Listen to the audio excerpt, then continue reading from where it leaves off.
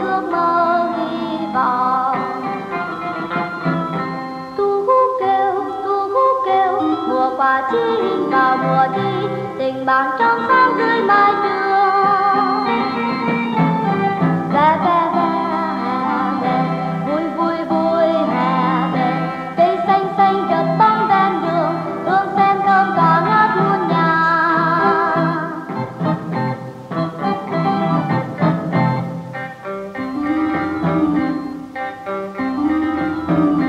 Tung cánh chim bay khắp nơi, dưới bầu trời với tuổi trẻ cầu cũng đang mong chờ.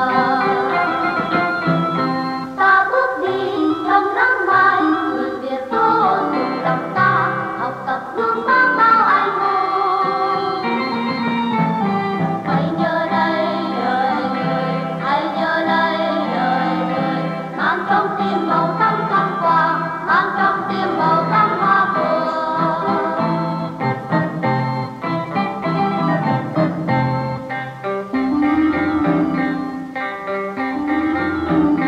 Tu hú kêu, hoa phượng đỏ hoa cao nở đầy ước mơ hy vọng.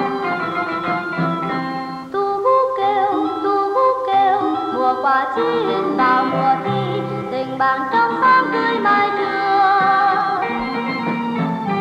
Ve ve ve hè về, vui vui vui hè về, cây xanh xanh chợt bóng ven đường, hương sen thơm tỏa ngát muôn nhà.